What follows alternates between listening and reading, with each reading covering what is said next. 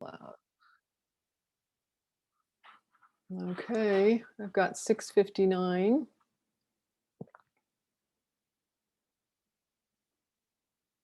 At 7 o'clock, I will hit the button, and it's 7 o'clock right now. Okay, Anne, here we go.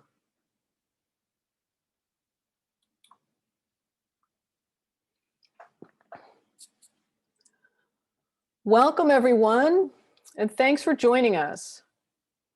My name is Victoria, and I'm from the Arlington Public Library.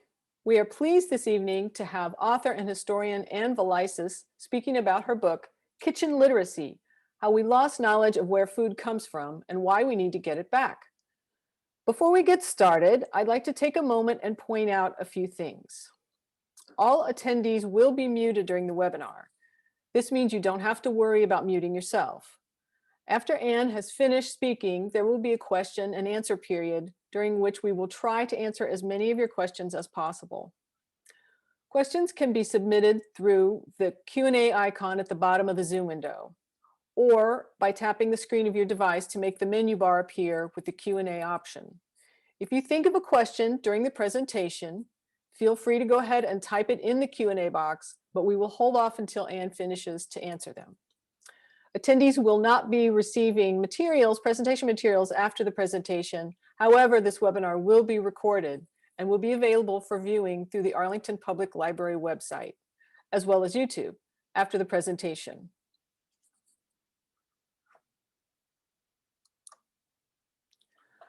Now I'd like to introduce you to our author and speaker. Anne Vileisis is an author and independent scholar with 3 books published. Her first book, Discovering the Unknown Landscape: A History of America's Wetlands, won 2 prestigious National History Awards. Her second book, Kitchen Literacy: How We Lost Knowledge of Where Food Comes From and Why We Need to Get It Back, was recognized by Real Simple magazine as one of 50 books that will change your life. And her third book, Abalone: The Remarkable History and Uncertain Future of California's Iconic Shellfish, has been called by Dr. Callum Roberts a truly marvelous, unexpected joy of a book. She grew up in New England, but has lived on Oregon's coast for nearly 20 years, where she is an avid backyard gardener. It is my pleasure now to turn it over to our very special guest, Anne Vileisis. Thank you so much, Victoria. I'm really delighted to be here with you all. One of the silver linings of the pandemic is the way that we've all learned to connect all the way across the continent, sharing stories and ideas with Zoom technology. So that's pretty cool. Uh, I want to start by telling you how I got interested in researching and writing this book more than 20 years ago now, actually. At the time, it seemed I was hearing more and more troubling news about our food system and the environment. I just finished a book about the history of wetlands, and I learned that a huge percentage of America's wetlands had been converted to farmlands.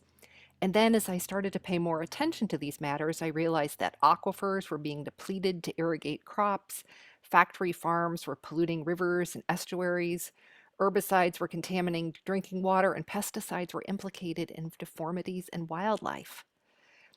Yet, when I went to the supermarket to shop, it was as if I entered an entirely different world. Food was plentiful, colorful, and cheap. There was Tony the Tiger and Aunt Jemima and Betty Crocker, thousands of products as familiar as ever. But somehow I suddenly realized that all the food on all the shelves had real stories, and I knew absolutely none of them.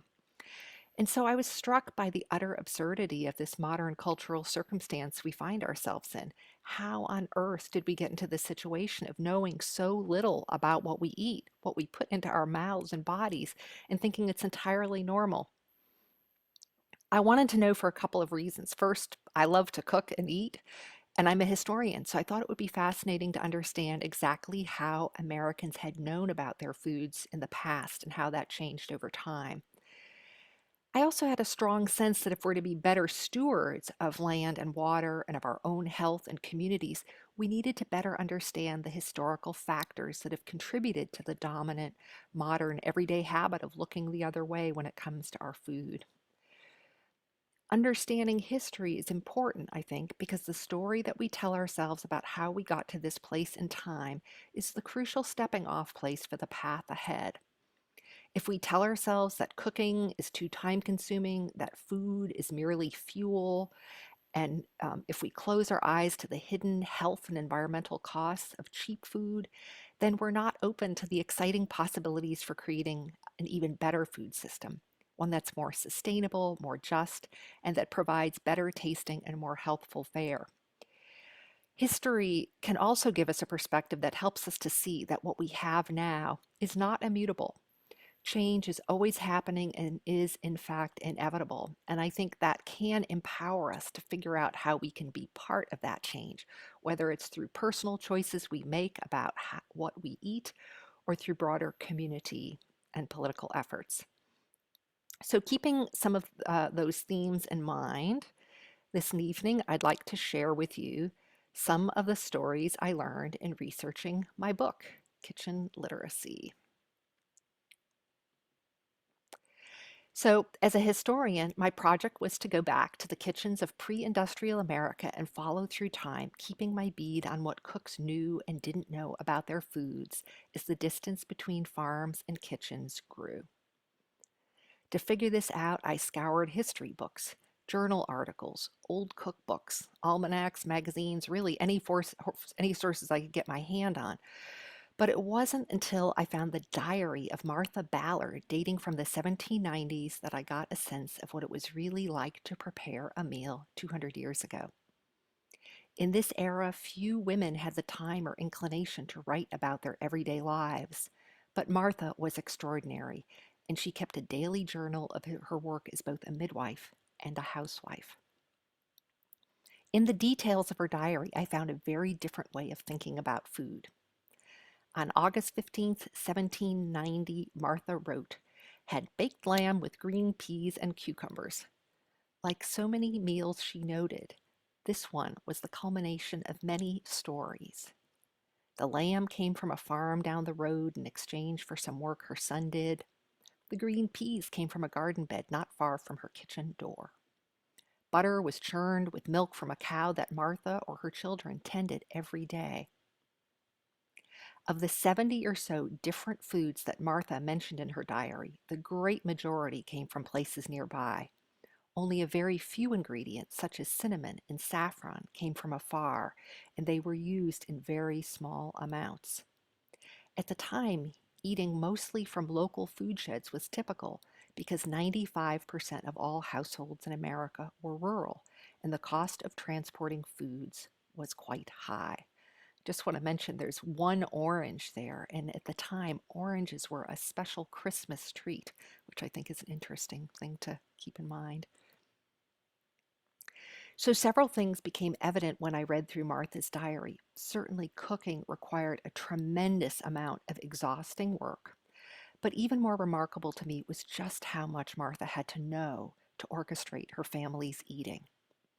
To eat cabbage greens in early spring, which was very important after a long, hard Maine winter.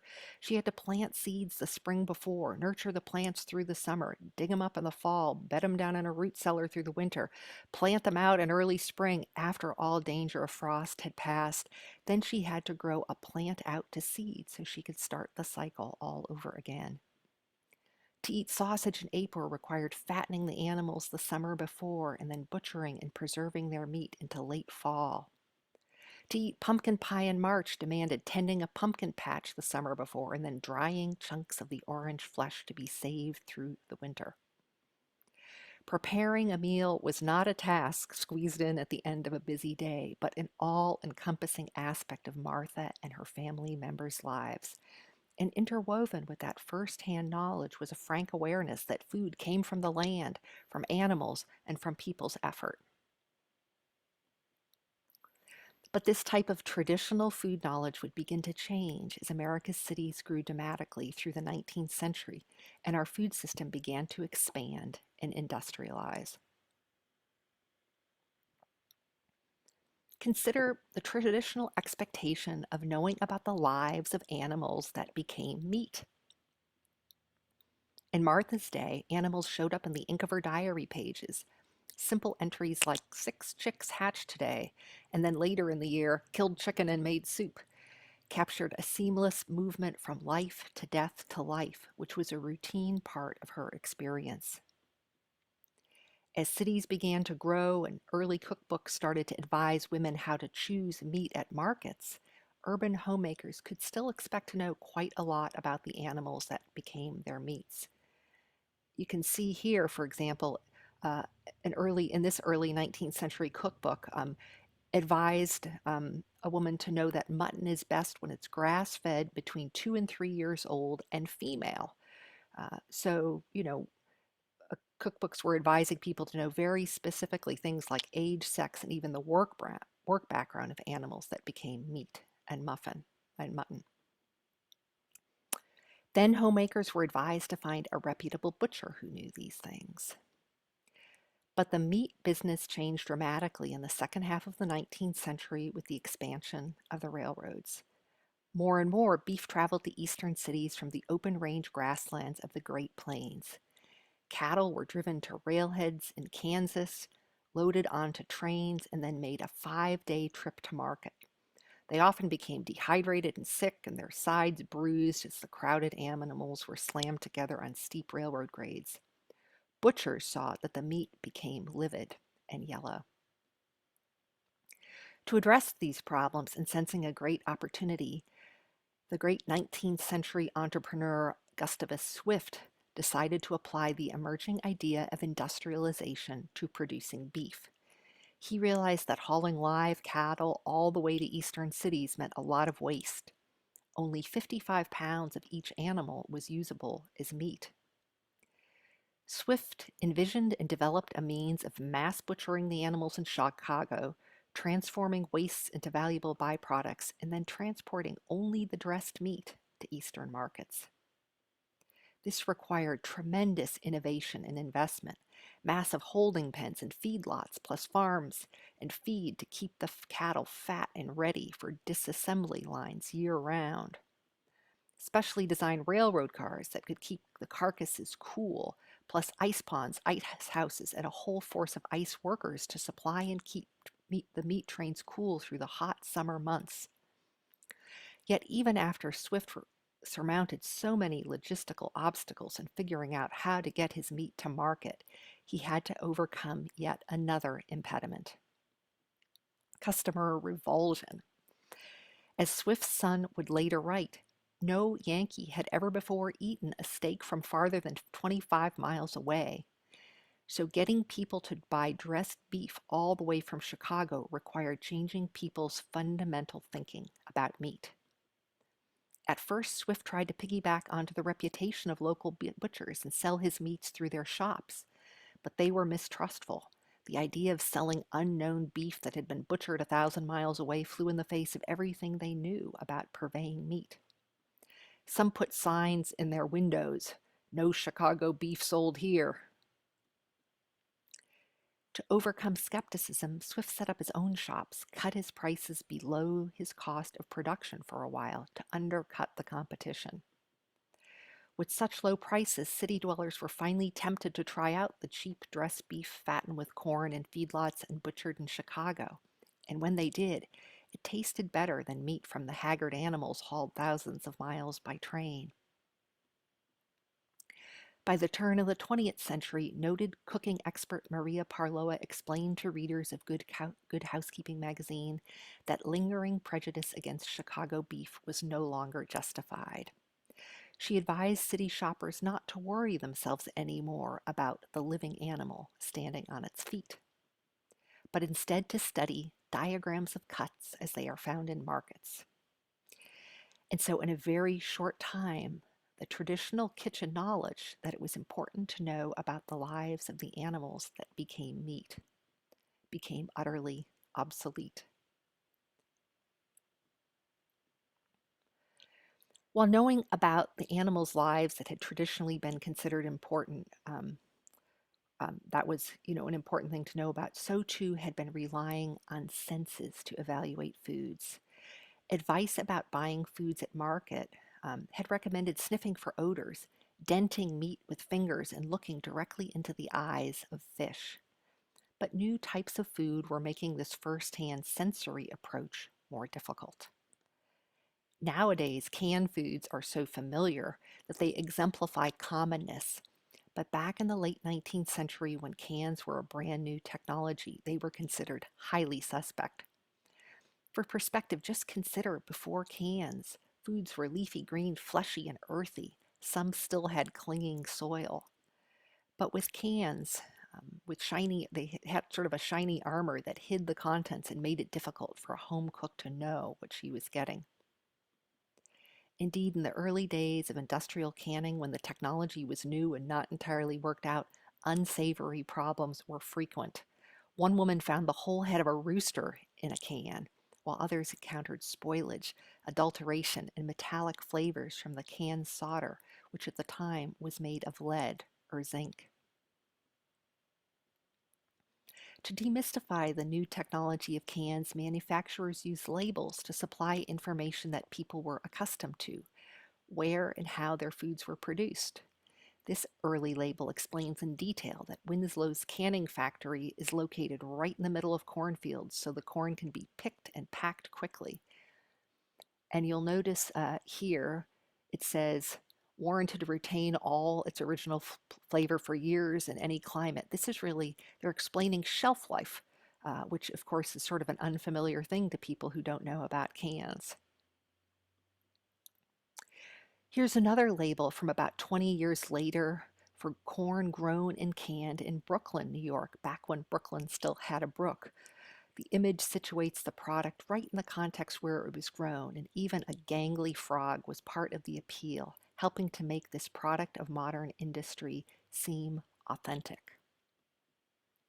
Here's a label from a can of lobsters in which a specific place, Egmont Bay, is part of the can's appeal, assuring buyers that the lobster came from clean waters at a time when pollution from cities and industry was becoming more problematic. But even if cans and other manufactured foods had pretty labels on the outside, that did not guarantee the quality of what was on the inside. At the time, food adulteration was a huge problem. One federal study in 1890 found that 15% of America's food products were not what they claimed to be. That's 1 in 6 items. So for reasons of tradition, health, and economy, many homemakers remained skeptical of the newfangled manufactured food products.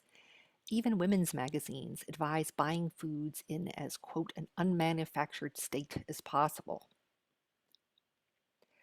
All these changes in food set upon a larger backdrop of continuing urbanization.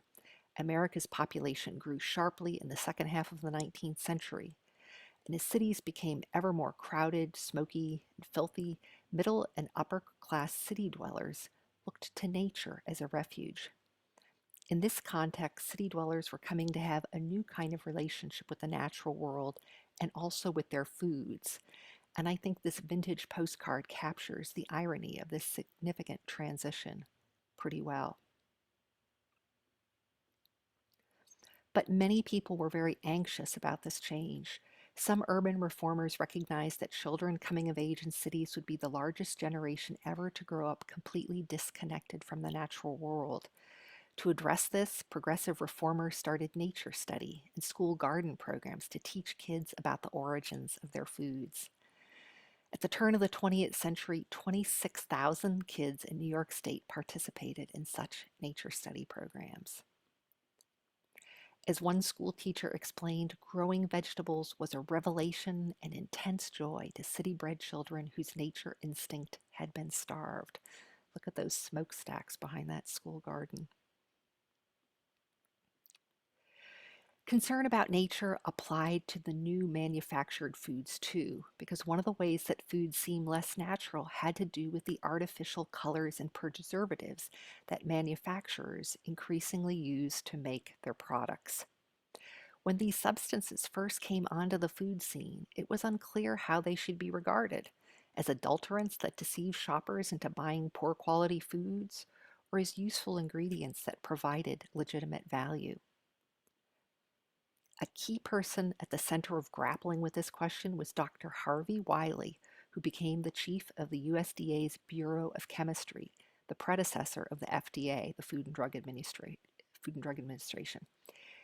Having grown up on a farm, Wiley still had held traditional ideas and expectations about foods, and he did not like the way foods were changing. He became particularly concerned about preservatives, and in his most celebrated study at the outset of the 20th century, Dr. Wiley convened a group of healthy young college men to participate in a scientific experiment. For a year, the young men ate meals with gradually increasing amounts of different preservatives.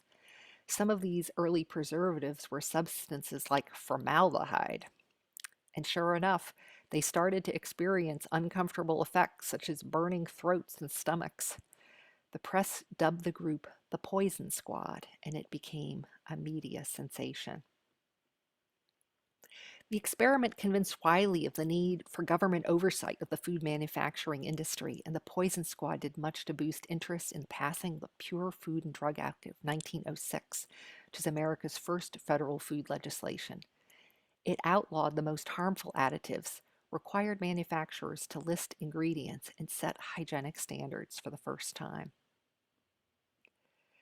Most important for our story, at this time when people were anxious about factory-made products and what was in them, the Pure Food and Drugs Act gave consumers an entirely new sort of assurance that government was keeping food safe, an assurance that made it much easier for shoppers to relinquish their traditional expectations of knowing firsthand about what was in the foods they served. Around the same time, a new profession was gaining steam and began to exert tremendous influence on how Americans thought about their foods: home economics. The idea was to boost the quality of women's lives by bringing a scientific approach to household work. New home ec departments at land-grant universities developed curricula for schoolgirls and did much to spread important new understanding of germs and nutrition. At first, home economists pressed young women to become educated in the science of cookery. Notice the microscope in this picture. But more and more, their orientation would migrate toward promoting manufactured food products. As the quality of manufactured foods improved, as attachments to tradition weakened and feminist conviction strengthened, home economists began to see things very differently. They came to regard manufactured foods as the vanguard of society's advancement. And so, though earlier household experts had been skeptical and taught homemakers that they needed to know genuine foods just as they came from the farm, in a very short time, with the rise of home ec, the very idea of what constituted kitchen literacy was turned on end. Another key factor that influenced this transformation in how we think about foods and food know-how was advertising. The earliest food promotions had tried to allay city dwellers' anxieties by assuring shoppers with familiar images and expected information. These are trade cards, some of the earliest forms of advertising. But as America's food system industrialized, knowing where food came from and how they were actually made became less appealing. And so the advertising industry, which was brand new at the time, cut its teeth by helping to ease Americans into a new, more palatable way to know their foods. Around the turn of the 20th century, people became aware of germs for the first time and the ways that foods could actually be vectors for disease. In this context, advertising helped to set new criteria for picking foods. For example, in this ad, you see what would become an increasingly common pitch: not touched by hand. In response to anxiety that people felt about food being made in factories, some manufacturers used food ads to convey pleasing associations with nature. This ad shows the actual farm and wheat that made the cereal, but increasingly shredded wheat ads emphasized another kind of nature. According to promotions, shredded wheat was made in a factory, often called a conservatory, perched right at the edge of that great icon of natural beauty, Niagara Falls. The building had 400 glass windows that let in glorious sanitizing sunlight, and even more, the biscuit ovens that baked shredded wheat were powered by the force of the falls, and as ads claimed, imparted all their natural potency right into the product. But by the 1920s, it became clear to advertising experts that simply assuring homemakers that factory-made products were safe, natural, and pure was not enough. Advertisers had to promote the qualities of manufactured foods as somehow better than the traditional and homemade foods they sought to replace. And a key pitch they used to do this was to attach the growing prestige of modern science and technology to their products.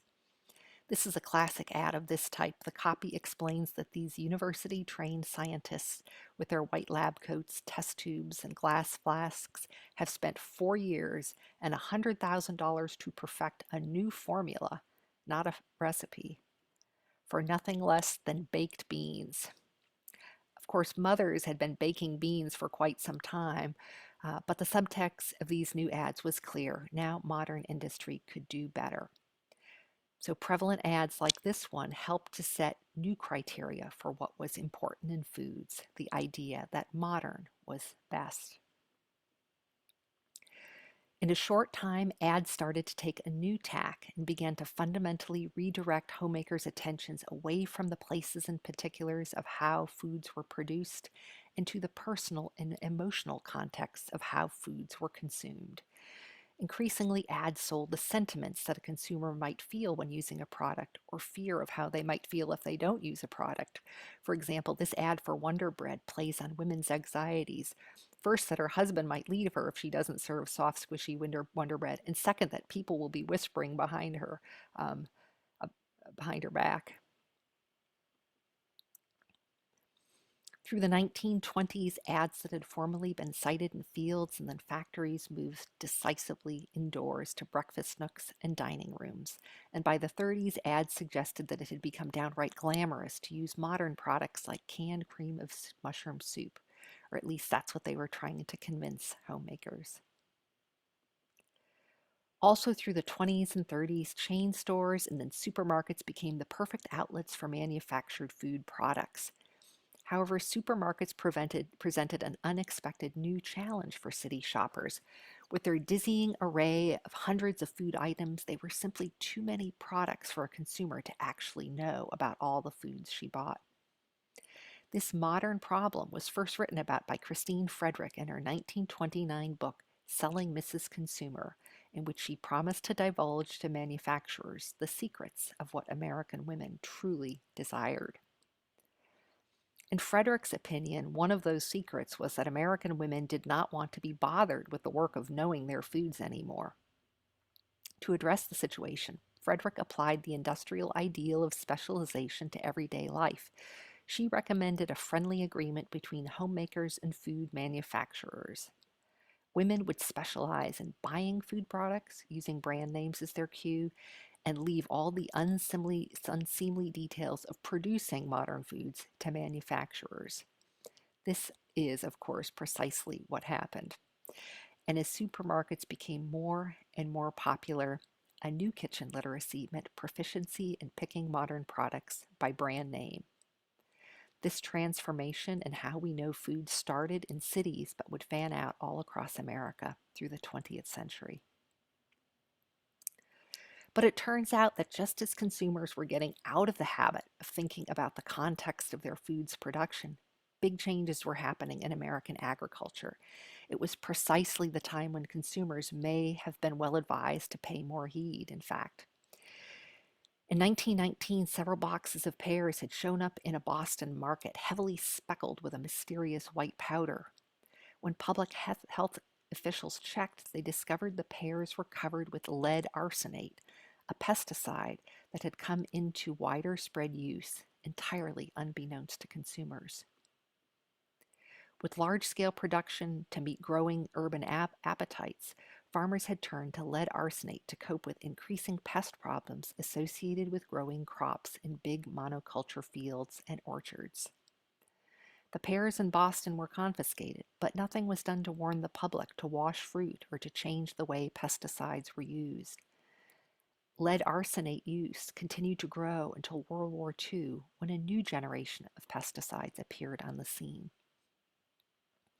DDT had been used during wartime as a way to prevent soldiers from contracting insect-borne diseases, and was heralded in the press as a hero that killed deadly bugs while being entirely safe for humans.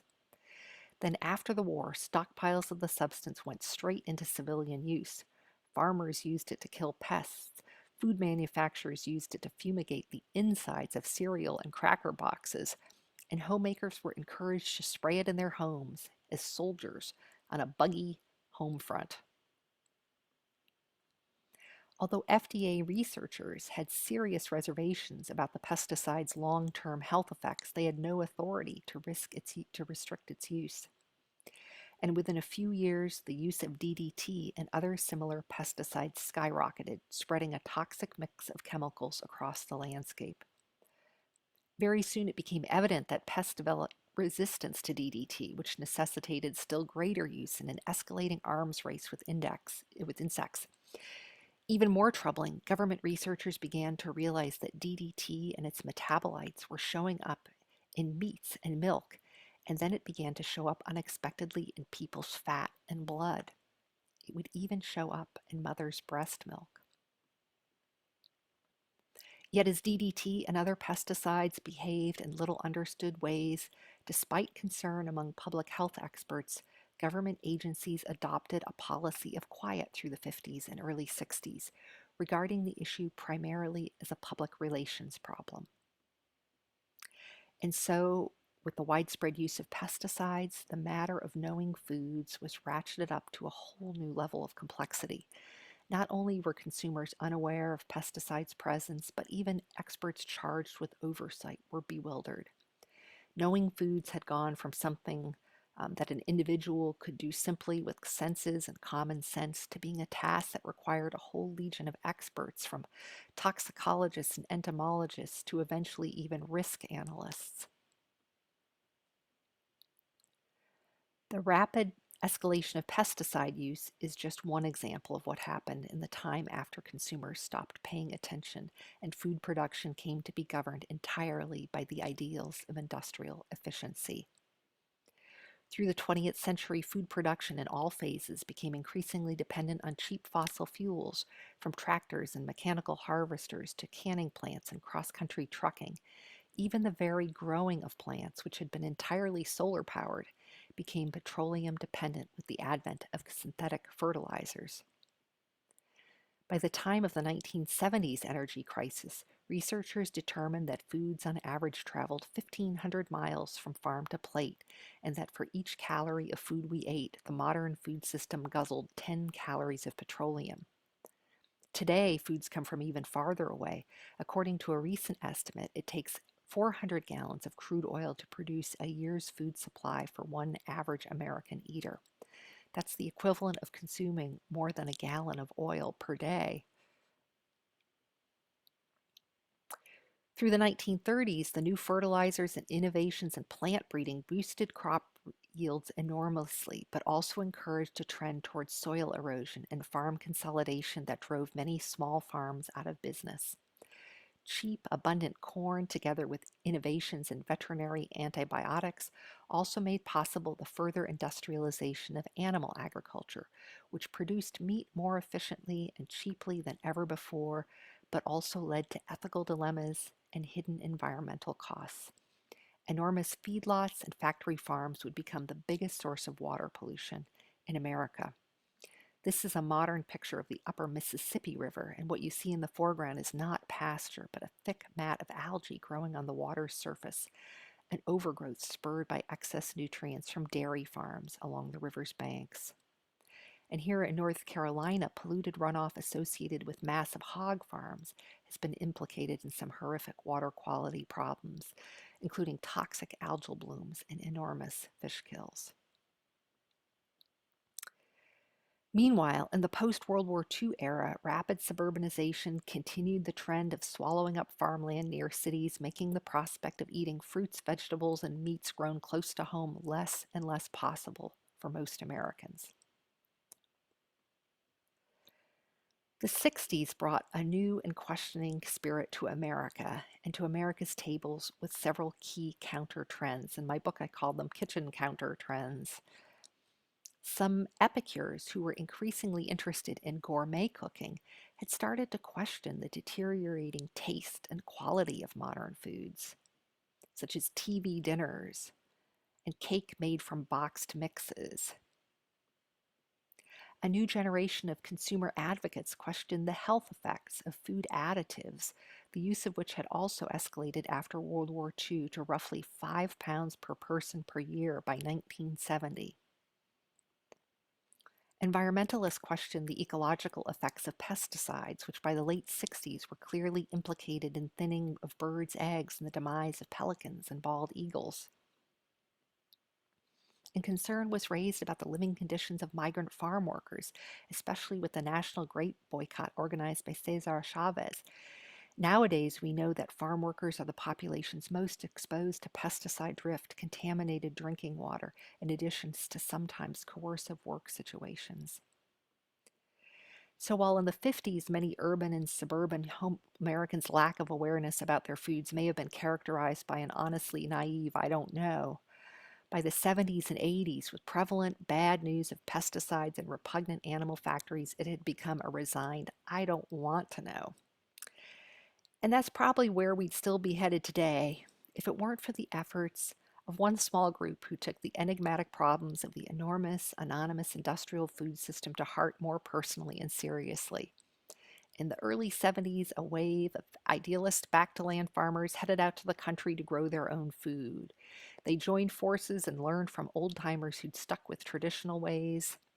And slowly but surely, some of them began to build networks to supply pesticide-free foods to local food co-ops in college towns and cities. Um, there's a photo of the first Whole Foods market in Austin, Texas in the 1970s. Eventually, some of them became activists and entrepreneurs who advocated for an official organic food certification process. And gradually, through the 1990s, some of them helped to develop what would become today's booming national-scale organic foods industry. Demand for organic food products continues to increase steadily. And along with this growing demand, certified organic farm and ranch land has grown to over 5 million acres.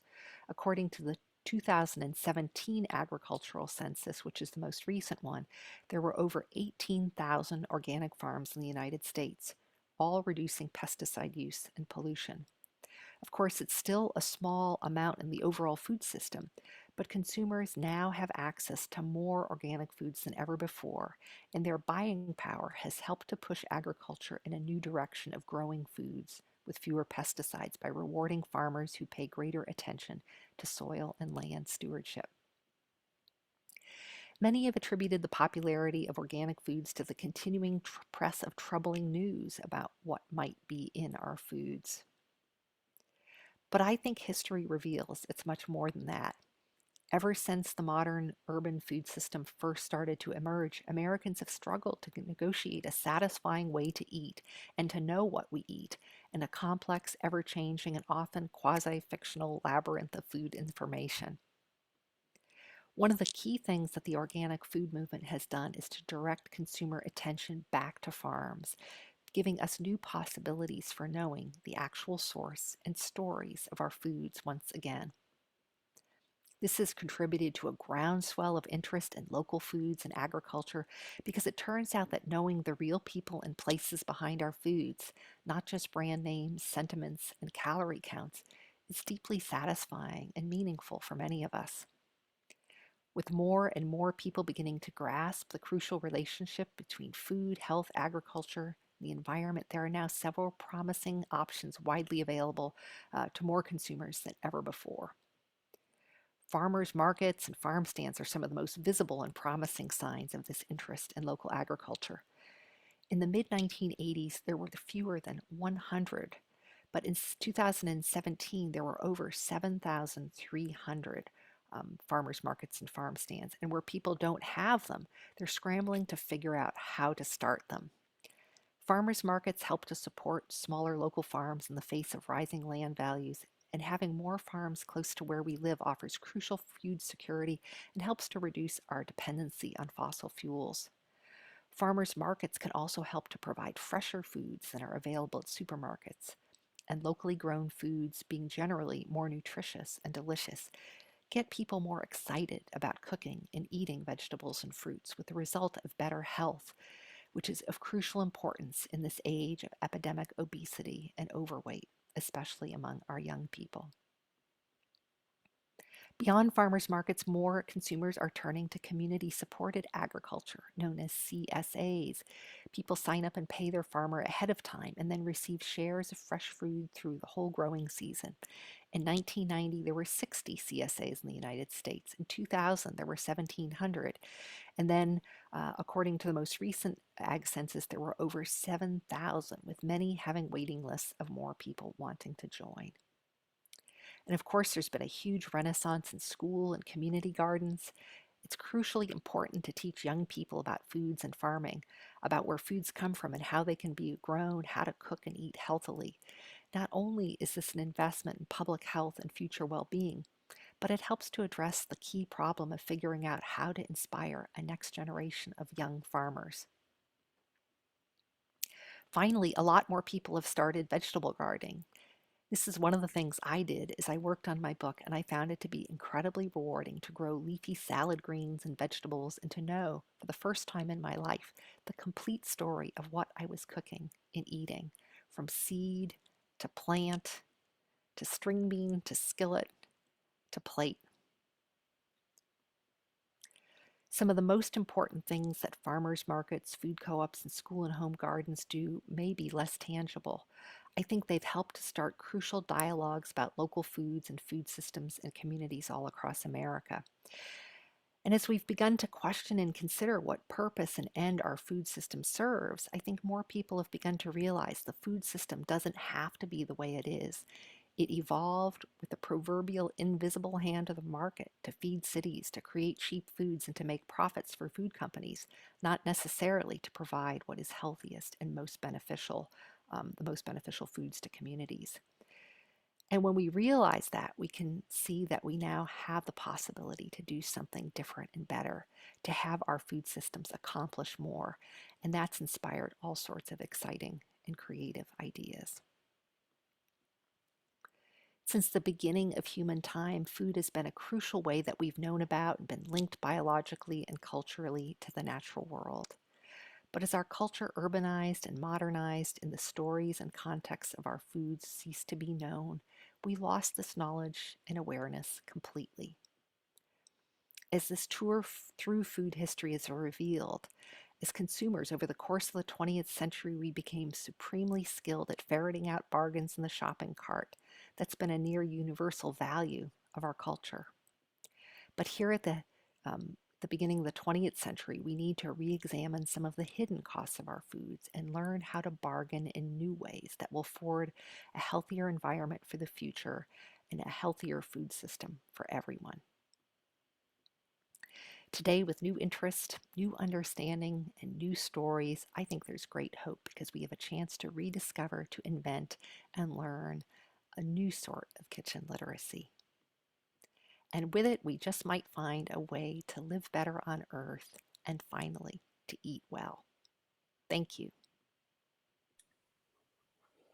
Thank you, Anne. That was really great. I love that. Now we are going to start opening it up for questions. And we do have a couple right off the bat here. Ruth asks, what are salt eggs, as mentioned in the diary from Martha? Salt eggs, they are eggs that are packed in a brine. So it's a way to store food, a traditional way of storing eggs. So, you think back, there were a lot of different technologies or knowledge and ways that people had to store foods through time. So that is a really interesting one, I thought. But there's also, one of the things, there's been a lot of interest in these traditional methods of storing foods, and another one is fermentation. That's been kind of getting a lot of attention recently, and that's the kind of thing that people were doing in the past too, to store cabbage and vegetables. So there's a lot to be learned. Absolutely. And CJ points out that interesting but not surprising that the scientists choosing the right taste of sauce for baked beans to announce to the home ec females are all men. Yes, of course. I know it's just you kind of have to laugh at some of it when you go back and look at it. Absolutely. And that, there was often that dynamic that I was finding when I was researching that era of, just really patronizing um, speaking to women about food and one of the things I did find that was so interesting was that resistance of women saying, well, wait a second, this seems ridiculous. And it really took quite a while for the culture to change and for us to come to appreciate the benefits of the convenience foods and the modern foods. And one thing I mentioned at the beginning of my book or the beginning of my talk, that when I started out, it was actually kind of before the recent renaissance of people being interested in where their food comes from. And I think now we have sort of the opportunity to try to pick up the best of both worlds, as if as possible. Of course, we live in a different time now. We live in an urban scene where it is hard to get by without some of those, without the big food system. But it's amazing that we can also work on having better access to food, by working on some of these local food systems better. And it's been a fun thing that I've seen happening all over the country as I've talked to groups all across the country. That's great. We have another question from, forgive my pronunciation if I mispronounce, Cressida. I would like to hear your thoughts on how farmers select seeds and new thinking of seeds that are not selected for transport, storage, etc. Yeah, this is another, wonderful renaissance that's happened is, of course, we've realized that when foods are bred for transportation and persistence in the store so that they can just kind of sit there and look good or be hard and not ripen too fast, that there's actually nutritional changes that happen. So some of those foods may have less nutrients and less vitamins. And so that uh, and also have worse flavor. Hmm. And so that has led this effort to kind of refine some refine heirloom seeds, refine a diversity of more seeds that home gardeners have been, regrowing, and organic farmers or small farmers that are interested in different types of foods that can get to market in a shorter period of time have been growing. And it's pretty fun and interesting to see some varieties that were never around, or I mean, I never saw them when I was young, now available. So it's wonderful because it helps to preserve and make possible greater genetic diversity of our foods, better nutrition for our foods. There have been times in history when monocultures in the massive industrial food system have become vulnerable to insect attacks or problems, and we've had to turn to the genes of some of the origin plants to or of older varieties to basically rescue them. So it's a really neat and important thing to save seeds and to save the diversity of our foods. Absolutely. Alyssa asks or says, I really like the equation you made about how much oil a person is consuming with the current distance food is transported. How do you recommend that we pursue eating more locally? Well, I think the thing is, as I was describing, trying to locate farmers markets that supply foods from local farms is a really great thing, and consumer supported agriculture. I know that in probably a city like DC, in the greater Northern Virginia area, that you'll probably have those kinds of resources because you have relatively great farmland nearby. But I also know that sometimes those connections have to be reinvented and remade because of the price of farmland going up so much. So if those options are not available in your area, I've seen people pull together and try to figure out, how do we do this? How do we make a farmer's market happen? And it's a lot of work, but it's community building, it's health building, and it's just a really exciting thing that I think adds to people's quality of life. So I bet you can find resources for that, looking in communities. But that's something I've really valued. I feel fortunate we have a great farmers market where I live. I just want to add to that I actually have a slide coming up that lists a lot of our nearby farmers markets and CSAs. So that is coming. Excellent, Uh, Victoria. Becky asks, could you review which fruits purchased at the grocery store are most affected by pesticides? I'm not going to be able to do that off the top of my head, but that's a great question. And there's a group called the Environmental Working Group, EWG, that looks at this almost every year and kind of comes up with a list of foods that have the highest number of pesticides on them. And it's a really good thing to look at. And then, you can just manage your manage that issue by washing those foods more. But you also have to be real, you have to pay attention to, do those foods end up in, do the pesticides end up in processed foods? Also, there was an issue a while back about realizing that, foods like apples that actually could have a lot of pesticides on them could get processed and go into applesauce that Mhm. children were eating. And, you don't quite realize that that's an issue. Hopefully there's more awareness about it now, but it's still a matter to pay attention to. Yes, Alyssa asks, since you began your journey with healthy and whole foods, have you noticed any change in your own health? Yeah, it's been a long journey for me, I would say, but since that's a personal question, I used to, when I was younger, struggle with being overweight. And since I kind of learned more and decided to not be eating processed foods, I mean, it just really helped me a lot to feel like I could stay within, healthy weight. And, that's something I think a lot of people struggle with. And it required changing how I thought because, of course, I grew up just eating all of those types of foods. Um, anyway, that's the biggest thing. Right. Anna asks, thank you, or says, sorry, Anna says, thank you so much for your amazing speech. It's so interesting. I can see exactly the same development in my country. Do you have special organic stores in the USA which only sell fair trade and or organic food? We have them in Germany. Actually, I'm a native German speaker. Oh, great. We have you, Anna. We do have foods. I mean, we do have stores that emphasize that. I don't know. I mean, some that are probably fully organic, but mostly stores that emphasize that. And some of them are local cooperatives, some of them are more, natural food stores, but increasingly we have just regular supermarkets that have more and more organic foods available.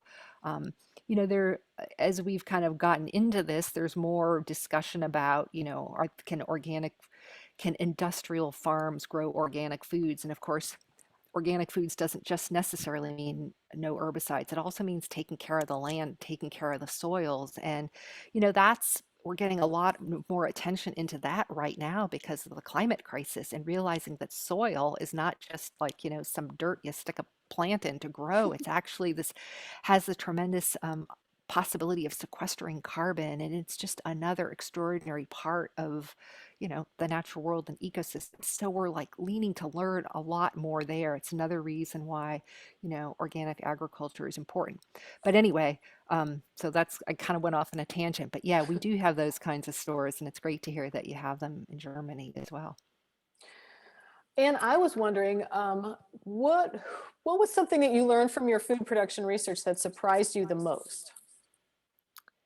I think the thing that really surprised me the most was that skepticism that when, because I kind of grew up learning that, oh, when we got convenience foods, everybody was so happy and it was just, a natural progression and there would be no question about it. But when I went back and was reading about this tremendous resistance to the new technology, I was really fascinated by that because and that idea that it really required this change in our consciousness and how we really thought about things. It's like deep cultural change, and to go back and really kind of try to track that more closely was really interesting to me. Um, so Yeah. and it makes you realize that, okay, we could do this again, we can do it in different ways that we might need to do, or you realize, gosh, maybe we shouldn't have done that. Maybe we shouldn't have gone along with it, or maybe we could have done a better job of paying attention and trying to not let things swing so far in a troubling direction. Hmm. Hmm. One of the things when you go back and study history, you realize is sometimes things swing this way and then that way and this way, and that's kind of, I guess, how we humans muddle through. It would be nicer if we could just, use their knowledge and figure it out. But anyway. I wonder if you could talk about your process in terms of research and writing. How did you decide which characters, events, and movements to include? Oh, that's a great question, Victoria, and a hard one. And that's why it actually takes me a really long time to write a book. Oftentimes, or sometimes authors come to books with an argument that they want to make, like a specific thing they're going to say. And I usually come to a topic with a question. I wanted to understand, how is it that we are thinking about food change through time? And so I kind of throw out a big net and learn as much as I can. And with this topic in particular, it was hard to find sources about how were people thinking about their foods, as I described at the beginning. And so I had to be clever and try to be clever and figure out, well, what am I learning through other sources like ads or articles and such. So generally, what I do is I read through all sorts of literature through different time periods, as well as other histories about different issues, like women's history in this case, or the history of agriculture, all those kinds of topics, to get a bigger picture sense. And then I try to figure out how the things that I'm learning in my own topic kind of fall into clumps through time to figure out, well, what is the narrative? How are things changing? And so I kind of have to, piece it together like, as I said, like a big quilt, and then figure out, well, what are the stories that exemplify some of these changes? What are the interesting things that I can share to help make it into a good story? And so that's what I try to do so that I can help people, learn about this thing learn about these ideas by reading stories, which I think is sort of the fun part of history. And Right. can Sorry. I was going to say, and connecting with people in the past and, trying to just make those connections so we can just gain greater perspective on our own lives and our own thoughts. Exactly. I was just going to say, you must have been so excited to come across Martha Ballard's story because it's such a great kickoff for the book. Yeah, and that was a really amazing thing. Some of you guys may be familiar with Martha Ballard through another book, which is called The Midwives Tale, which is a fabulous book about Martha's life as a midwife at a time when, getting back to what the other speaker was saying, when nurses or when women who were midwives, when that work was kind of being taken over by male doctors, and that transition uh, in history. And she kept an amazing diary. And I read that book. I thought it was fabulous. And when I was casting around trying to understand what people were thinking about food, I realized that because of that other book, um, the Maine Historical Society had put Martha's diary and made it available, put it online and made it available digitally so that you could search it with search terms, you could look through it, you could look through this manuscript, you could look through a typeset. And so that really gave me access to it to research food topics, and as I said, to find some of those stories that were about each of her foods, and it was really interesting to go through and see that, and that really helped me to imagine and envision what that different consciousness about orchestrating food and food knowledge was like back then. Absolutely. And by the way, we do have a Midwives Tale in DVD as well as book form in the library. So I will be putting the link for that in the chat box for everyone. Let's Yeah. see, we have another question. Becky asks, oh, sorry. I thought I got that one already. We talked about that one. That's been answered. Anna asks, do you have an urban gardening movement?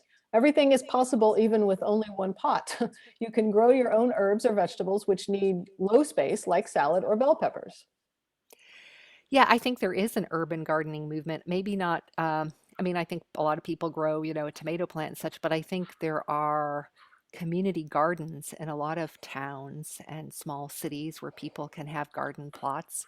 Um, So, it's not, I think that's a happening movement in a lot of places. That's part of what's happening increasingly. And as I mentioned, school gardens, where in communities where kids can learn the skills of growing foods. Sounds like you probably have those in Germany.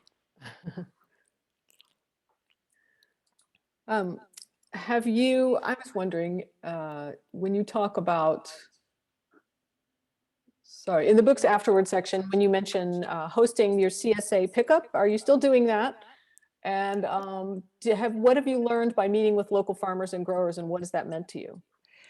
Well, yeah, I don't any longer host my CSA pickup, but in part because we actually, our community has a great new food co-op that hosts it. And so we've had a lot of wonderful things happening in our community around local foods. Um, and so I have a real strong sense of how that can evolve with community engagement. And, what I've learned from getting to know local farmers is just how hard they work and, but also just kind of creativity and beauty that they bring to their work and how neat that is to be able to kind of tap it and to be closer to that part of their work, that they grow such beautiful foods and also to be aware of the ups and downs, of what happens when there are storms and such, as I write about in my book. The longer we go, the longer we realize that as gardeners and people who produce our own food. So it's an interesting thing. Yes, and Anna responds, yes, we do have it here. Yeah, great. Yeah. So Yeah, I please, think there's much to learn. It's sort of, I think everybody comes to a journey with what they eat and their food in different ways. Different ones of us have different backgrounds and different levels of interest and cooking or gardening and things like that. But I just feel like it's a really wonderful journey to jump in and learn more wherever you are. And it's because, it connects you with community and with people and ultimately with better health and also with, a great connection to the to the outdoors, to nature, and a better understanding of how it all fits together. absolutely. Please keep the questions coming. We have time for a few more. And if you don't mind, I've got another. I Okay, was sure. wondering what overlap, if any, did you find while researching this book to that of your first book, Discovering the Unknown Landscape, about America's wetlands, and even to your most recent book, Abalone, The Remarkable History and Uncertain Future of California's Iconic Shellfish? Yeah, well, there's actually, some people have said, gosh, that sounds like very different topics, but of course, there's a straight line between them all. When I was researching my wetlands book, as I mentioned, I learned about the conversion of farmland, of wetlands to farmland, and I also learned about the conversion of estuaries where there had been all sorts of oysters. Strangely enough, oysters were so popular in the 19th century and so prevalent. It's been said that there were oyster houses like on the corner of every city block, in cities, kind of like fast food restaurants. But of course now, oysters are not so prevalent, and they were lost. The native oysters were lost in many places owing to industrial pollution and such. So I learned about those stories of, how the food systems affected the natural environment, and so that kind of propelled me into kitchen literacy, that question of connecting. What do we know? What do we not know? How could we not know these things? And then when I was researching kitchen literacy, I found one of the most interesting little sections of the book to me personally was this matter of the wild foods that we eat and have eaten.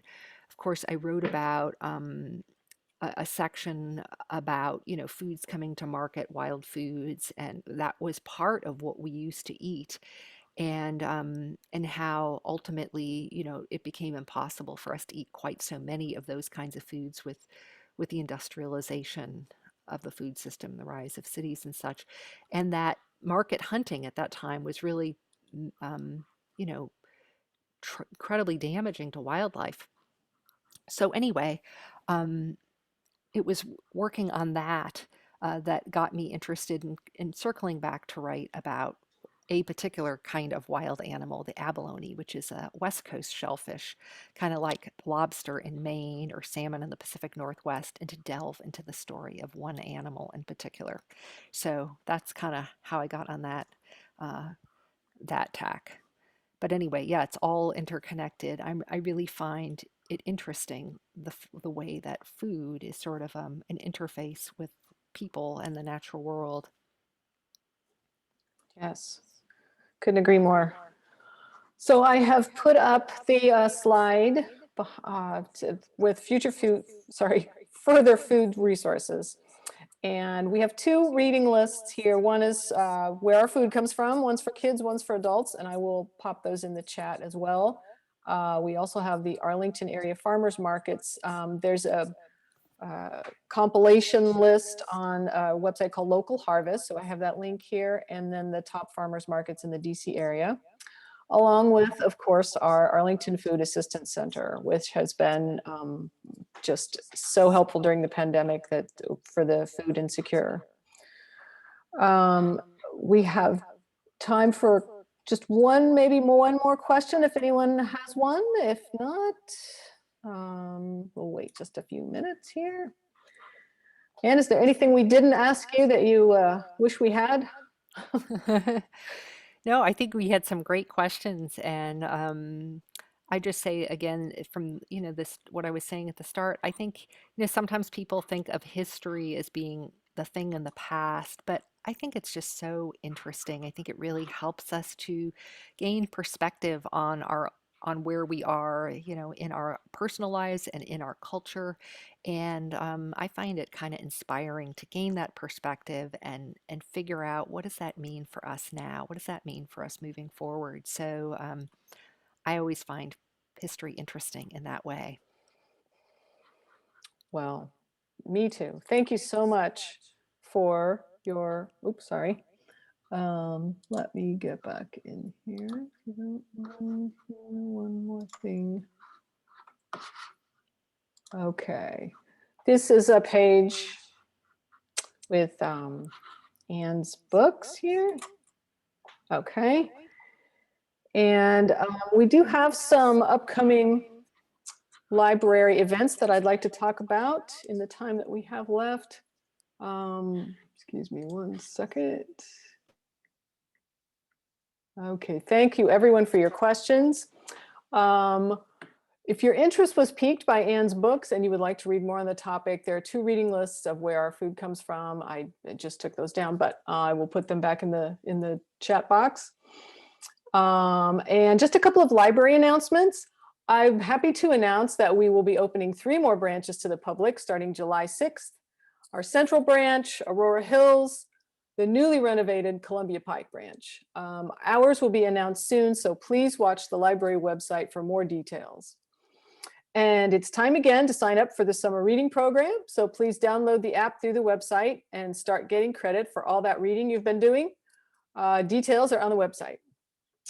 And we have a couple of upcoming events to mention at the library. In celebration of Pride Month, we're presenting Joan E. Byron, who's a documentary artist, activist, and chronicler of LGBTQ plus lives since 1971, who will be in conversation with Library Director Diane Kresh on Thursday, June 17th at 7 p.m. And in continuing with the theme of food for thought for our summer reading program, we are presenting cookbook author Marcia Friedman and her book, Meatballs and Matzo Balls, Recipes and Reflections from a Jewish and Italian Life, on Monday, June 21st at 3 p.m. Please see the library calendar for more events and details. Once again, lastly, many thanks to our special guest, Anne Vileisis, and to you all for attending and supporting the library. And it's been a pleasure. My name's Victoria, and I hope you all have a nice evening. Thanks so much, Victoria. I just want to say one last thing, which is I please do. so appreciate librarians. I should have said that earlier when you were asking me about my research, because of course we can't do research of history without the help of librarians. So thanks so much for your interest in books and also in helping to promote book culture. I think it's so important for us all to, to read and learn more deeply than is possible often in other ways. So thanks so much for your work in that. Thank you. Thank you for bringing that up. That's very nice of you. And hopefully if we hear from you next, are you going to do a new book about impossible meat? Meat substitutes or anything like that? I don't know yet, so Okay. I'll keep you posted. Okay, please do. All right. Once again, thanks everyone, and have a great night. Thank you. Bye-bye all. Thanks for coming. Bye-bye. Okay.